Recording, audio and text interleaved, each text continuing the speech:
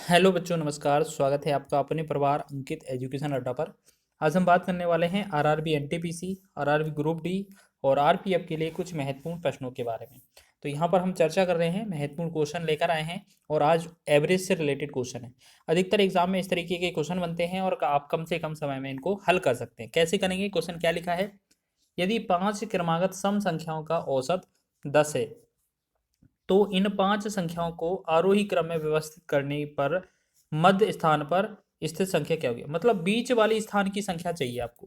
तो एक चीज आपको याद रखना है, संख्या का औसत कितना है आपका? 10 है। ठीक है, 10 है आपका औसत, कितना है? 10 है। तो आप एक चीज ऐसे समझ लें कि आपका जो संख्याएं कितनी है? 5 है। तो 1 2 3 4 5 संख्याएं हैं। आपका जो औसत है, औसत हमेशा बीच की संख्या होती है, तो ये आपका मान लेते हैं, ये आपका 10 है। तो इसके बाद अगर आपका दो सम होगा 12 होगा, इसके बाद सम 14 होगा, इससे पहले की बात की जाए 8 होगा, इससे पहले की बात की जाए 6 होगा। ठीक है। अगर आपसे ऐसे क्वेश्चन पूछा जाता कि छोटी सबसे छोटी संख्या कौन सी है सम संख्या इनमें? 6 होती। सबसे बड़ी सम संख्या इनमें से कौन सी होती? इसी वाले की, तो 14 होती। और बीच वाली संख्या क्या है? 10 है। तो इसका आंसर तो 10 ही आना था। तो ये क्या है, आपको घुमाने के लिए दिया गया था क्वेश्चन। ठीक है। तो आपको याद रखना है, जो औसत होता है वो बीच वाली संख्या होती है। अब सम संख्याएं हैं तो इसके आगे भी दो होंगी और इसके पीछे भी दो होंगी, तो इस तरीके से आप बना सकते हैं। ठीक है, एक तो तरीका ये हो गया आपका शॉर्ट ट्रिक। दूसरा तरीका क्या है, आपको संख्याएं लिख लेनी है। पहली संख्या क्या होती है? एक्स। दूसरी x+2, x+4, x+6 और x+8। आपकी पूरी कितनी? 5 संख्या होनी चाहिए।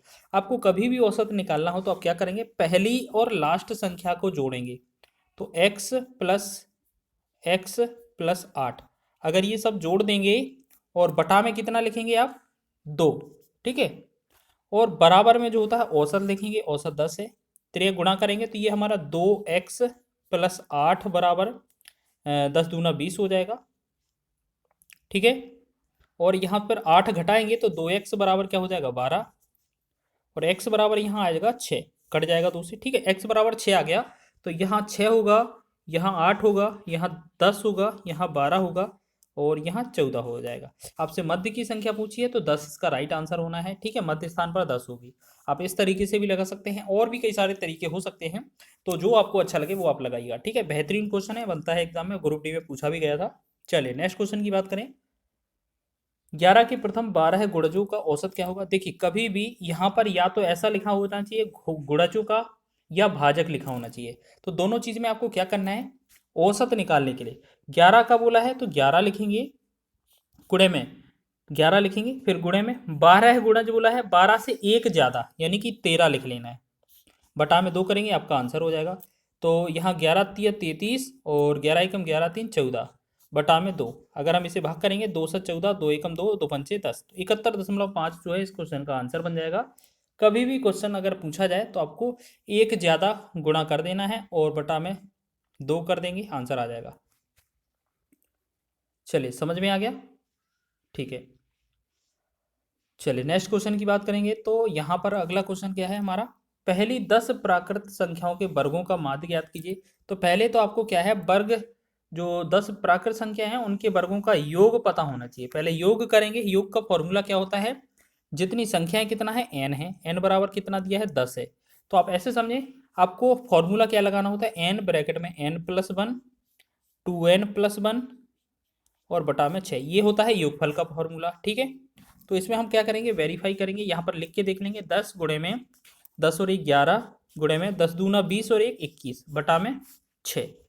अब आपको औसत चाहिए या माध्य चाहिए? माध्य चाहिए, कितनी? 10 ही संख्या है तो 10 से भाग और कर देंगे तो आपका औसत भी निकल कर आएगा। 0 से 10 से कट जाएगा, 3 दूना 6, 3 से 3 7 21, 11 7 77 हो जाएगा। और 77 बटा में 2 जो बनेगा, इस क्वेश्चन का आंसर बनेगा। डी विकल्प आपका आंसर हो जाएगा। ठीक है ना। तो n ब्रैकेट में n+1, ब्रैकेट में 2n+1, ये जो होता है हमारा वर्गों का योग होता है। बाकी का आपको 6 से भाग करना है तो इसका आंसर हो जाएगा। ठीक है। नेक्स्ट क्वेश्चन की बात करें तो पहली 10 विषम प्राकृत संख्याओं का माध्य ज्ञात कीजिए। देखिए, अब इस क्वेश्चन को बनाने के लिए हम आपको बोलेंगे, ये आपको अजूबा ट्रिक है, मात्र नैनो सेकेंड इसमें लगने वाला है, 1 सेकेंड भी इसमें क्वेश्चन नहीं लगेगा समय। क्वेश्चन क्या लिखा है, पहली 10 विषम प्राकृत संख्याएं होना चाहिए। पहली लिखा होना चाहिए या प्रथम लिखा होना चाहिए, चाहे 10 पूछा जाए, 50 500 1000 का कितना भी पूछा जाए। ठीक है, कितना भी पूछा जाए और आपसे पूछा जाए कि इनका माध्य कितना होगा, तो याद रखना बस शुरुआत से होना चाहिए और विषम प्राकृत संख्याएं लिखा होना चाहिए, तो आपका आंसर उतना ही आएगा जितनी संख्याएं होंगी। तो 10 लिखा है तो 10 आंसर होगा। इसको वेरीफाई करना है तो भी कर सकते हैं, और अगर 5 संख्याओं का पूछा जाता तो 5 आंसर, 7 का पूछा जाता तो 7 आंसर। ये चीज़ याद रखना है, होता है, आपको याद रखना। अगर प्रथम 10 प्राकृत संख्याओं का औसत पूछा है तो 10 ही आएगा। इसे वेरीफाई करना है तो कर सकते हैं। 1, 3, 5, 7, 9, 11, 13, 15, 17 और 19। ठीक है, संख्या कितनी होगी? 4, 4, 8 और 2 10 होगी। ठीक है, इनका माध्य निकालने के लिए या औसत निकालने क्या करेंगे, इन सबको जोड़ेंगे तो ये कितना हो जाएगा? 100 हो जाएगा। बटा में हम 10 करेंगे, बटा में हम क्या करेंगे? 10 करेंगे, काट देंगे तो ये बनेगा 10, तब भी आंसर 10 आएगा। या आप ऐसे समझें, इन सबको टोटल जोड़कर 10 से भाग करेंगे, या पहला और आखिरी जोड़ देंगे, 19 और 1 20 हो जाएगा, और 20 में 2 से भाग करेंगे 10 आ जाएगा। या आप 3 और 17 को जोड़ेंगे तो 20 आएगा, 20 में 2 का भाग करेंगे 10 आएगा। तो आप किसी भी तरीके से कर सकते हैं, या आपको सीधा एक मेथड हमने बताया है, अगर विषम प्राकृत संख्याएं हैं ना, जितनी होंगी उतना ही आंसर होगा। ठीक है, आप वेरीफाई कर सकते हैं कोई सा भी एग्जाम्पल लेके। चलिए नेक्स्ट क्वेश्चन की बात करें तो अगला क्वेश्चन हमारा है, पहली 5 भाज्य संख्याओं के माध्य और पहली 5 अभाज्य संख्याओं के माध्य का अंतर। तो पहले तो आपको देखो अभाज्य संख्या कौन सी, पहले तो भाज्य देख लेनी है और एक तरफ अभाज्य वाला क्वेश्चन। ठीक है, पहले अभाज्य देख लें। आपको याद रखना अभाज्य संख्या होती है वो 2, 3, 5, 7 और 11 ये होती हैं। इसके बाद अगर भाज्य में काउंट किया जाता तो एक होता नहीं है, ना भाज्य ना अभाज्य। 2 से भाज्य है तो 3, 3 अभाज्य है तो बीच में 4 रहेगा, 6 रहेगा, 8 रहेगा, 9 रहेगा, 10 रहेगा। ये हमारी भाज्य संख्याएं हो जाएंगी। पहले भाज्य का देख लें, इनका अगर औसत निकालना है तो इन सबको जोड़ देंगे तो 10 9 19, 19 8, नहीं ऐसे करें 6 4 10, 10 8 18, 18 9 27, 10 37। 37 में भाग कितने का करना है? 5 संख्या है, 5 से भाग करेंगे तो 5 सते 35 और 5 के 20, 7.4 हो जाएगा। दूसरी तरफ देखेंगे, इन सबको जोड़ेंगे 11 7 18, 5 23, 3 26, 2 28। 28 में भाग कितना? 5 का करना है। जब इसे भाग करेंगे तो ये कितना आएगा? 55 25 और 5 का 30। हमने देखा 7.4 और 5.6 का अंतर चाहिए, तो ये बनेगा हमारा 56। मतलब 7.4 और 5.6 का डिफरेंस जो आएगा वो आएगा 1.8। तो इसका आंसर क्या बन जाएगा? डी विकल्प आपका सही हो जाएगा। तो इस तरीके से ये क्वेश्चन भी आप बना लेंगे। ठीक है ना, समझ में आ रहा है ना, क्वेश्चन अच्छा है।